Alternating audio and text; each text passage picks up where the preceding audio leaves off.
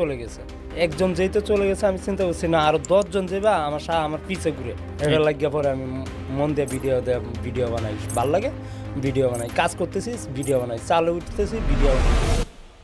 আচ্ছা নিয়ে যাক, পেজ নিছে, আমারও তো আর নিতে পারছে না, আমি রিপন আছে, তা আমার নিতে পারছে না। পরে এভাবে ধৈর্য ধরতে পরে একদিন হঠাৎ করে ভাই আসে, থাকেন আমার লাগে। ধৈর্যের ফল অনেক মিষ্টি হয়, এটা মুরব্বীরা বলে।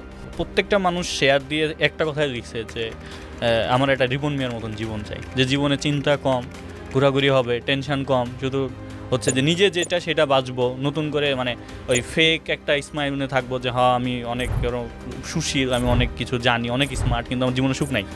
ঠিক আছে, এই যে আমার লেখাপড়া নাই, আপনি এক জায়গায় গেলে আমার সম্মান দেয়, এই সম্মানটা ভাই অনেক কিছু, এটা ভাই আমি টাকা দিয়ে জীবনও কিনতে পারলাম না।